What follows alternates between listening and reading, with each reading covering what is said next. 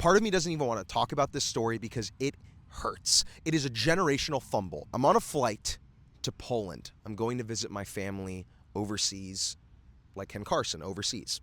As I'm boarding the flight, there's this beautiful girl sitting with her laptop open, click-clacking, typing up an email or something. And I think, she's kind of cute. I kind of want to say something. So I do talk to her. And I say, hey, do you know what time the flight is boarding? And she looks at me and she's like, I think it's boarding right now. I'm like, oh, okay, cool. That's super cool. And she's like, oh, wait, you look familiar. I think we know each other from somewhere. And I'm like, stop the cap. I don't know you from anywhere. But it actually ended up that we did know each other. We were pretty familiar with each other. We had mutual friends through Polish school. That's a whole nother can of worms. Polska biało czerwoni. Anyways, we board the flight, and as we're in the tarmac, we are hitting it off. Like D1 hitting it off, like on some Challengers Zendaya. Pew, pew, pew, pew. The conversation is doing so well, and she's just the cutest, man. I'm really into this girl, and I've only talked to her for like 10 minutes. And my train of thought was that, man, if I could just like get her Snapchat. Because these were the times. This is 2017, all right? Right after Summer 16. Snapchat was in, all right? I'm like, man, I just kind of want to talk to her more. We start looking at our tickets, and I'm like, what's your seat number? She's like, I'm like 34B. And I'm like, damn, couldn't be me. I'm 14A. She looks at the plane ticket, she looks at me, and says, I have an idea. And I say, okay. We board the flight. We get to my row. There's a guy already sitting down, older gentleman. She taps him on the shoulder, and she says, hi, sorry to bother you. This is actually my brother. I was wondering if I could sit next to him for the flight. Whoa. The guy looks at her and says, yeah, of course. Yeah, no problem. I'll switch with you. Gets up, leaves. Me and her are sitting next to each other. Nobody was in the third seat either, so it was just me and her. Oh, my God. So, you already know what's going on. You know, I'm feeling the vibes. Long story short, we really took a liking to each other. We talked the entire flight. It was probably a 10-hour flight. We talked the entire time. We landed. Everything was cool. Gave me a little kiss on the cheek, and she says, hey, text me. And I said, all right, I'll text you. A couple months go by. We're both back home, and we start hanging out. We start kicking it once in a while, just like seeing each other. And she was the best. She was the best, bro. She came to my soccer games when I didn't even ask her. She would ask me. She'd be like, when are you playing next? And I'd be like, oh, I have a game on blah, blah, blah. And she'd be like, I'm there. I didn't even ask her. She was so forward, so supportive, so great. And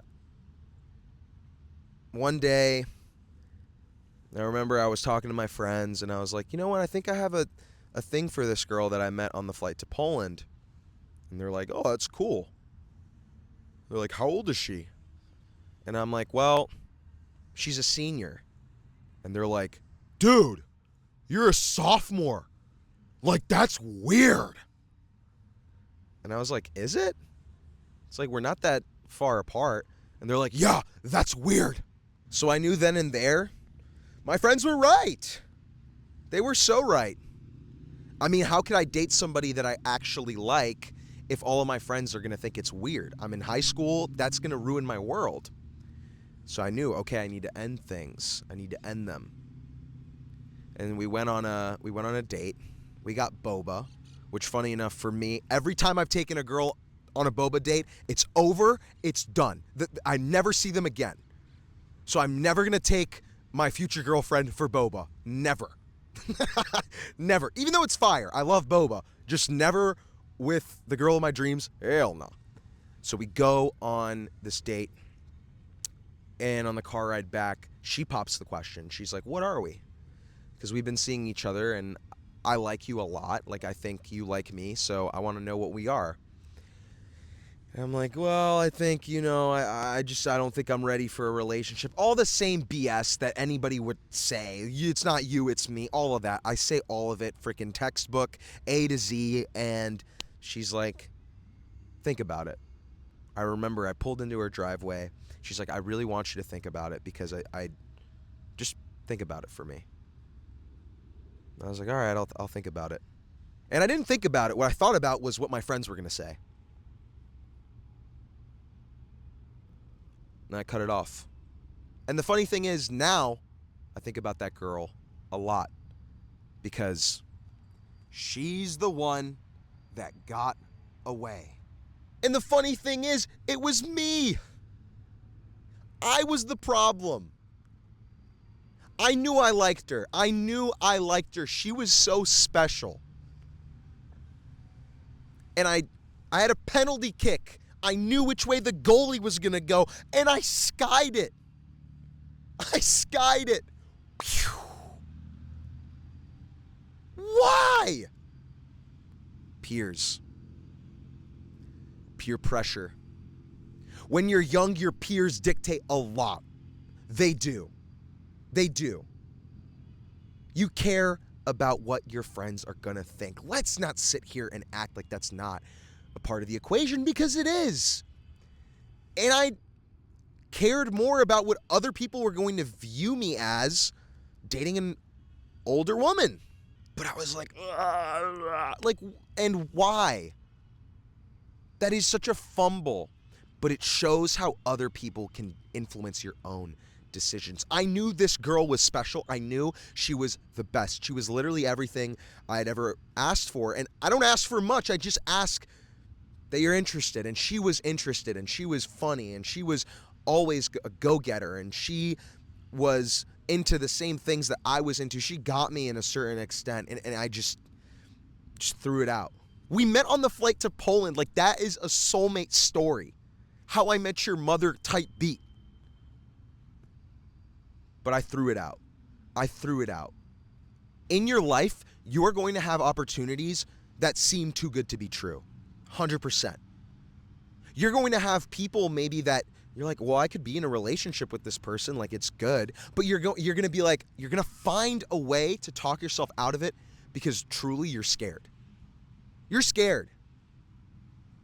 And I still deal with this, bro. Like, I'm not a perfect person.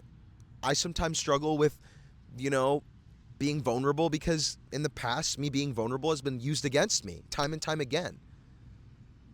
But at some point, like, you got to think for yourself, and you got to be like, is this a relationship that I want to have? Is this something that I want to do? Because if it is, then they won't get away. You'll make it happen. But if you let other people think for you, there will always be the one that gets away. This relationship, it wasn't even ever a relationship. We just went on dates. It was so impactful because genuinely there was nothing like it. I've gone on plenty of dates since then. I've had a couple of relationships since then. Nothing like it. Do I regret any of it? No. I think it played out for a reason, and I think that I'm going to learn something about that. I have already learned about it. Like, you got to go with your gut, and if your gut's telling you, hey, this is a good relationship right now, you go with it. If your gut's telling you, no, don't date this person, but your friends are like, dude, she's hot, or like, he's so fine, you should date him. No, don't date him. You don't want to date him. You feel it. You're like, I get the ick. Don't do it. But if you know that someone is good for you, on some Olivia Rodrigo, good for you, then tap in. Worst case, you go on a few dates, you date him a few months, and it doesn't work out, and then c'est la vie. Life goes on. But there is something to be said about other people getting in your business and standing on it. Literally standing on your business. Being like, well, I know you like him, but he's kind of weird. None of your business. None of your business.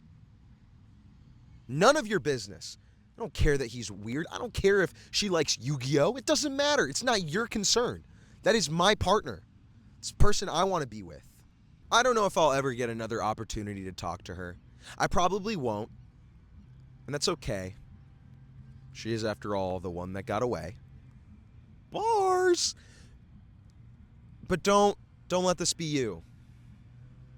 If there's somebody that you genuinely like, that you have a thing for, and you're afraid of what other people are going to think for you having a thing with them, it's not going to matter in 2, 3, 4 years. What will matter is you having a good relationship and maybe meeting the love of your life. I don't know. I'm not saying that will happen, but the only way to find that out is by trying, by doing it. The last thing you want to do is be thinking about the one that got away. But if you missed your chance and they got away, so be it. Opportunities come and go. Just because one opportunity showed up doesn't mean that another one isn't around the corner. But just be careful.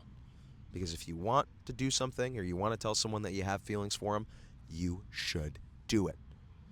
Because you don't want to be like Unc Zerky Show. I love you so freaking much. I hope you know that. You're tapped in to the Zerky Show. And just so you know, it's everyday bro. At least I try to. Nobody's perfect. You gotta work it. You also gotta tap in. Unprecedented times. I've been saying it. If you want other ways to watch and listen to the Zerky Show, here you go. By the way, what do you want from the Zerky Show podcast coming soon? Let me know in the comments below. Do the things that bring you the most joy, because life is so short that you can't even spend a second thinking about what other people are going to say about you. I think Virgil Abloh said that. The GOAT, rest in peace. And guess what? Peace.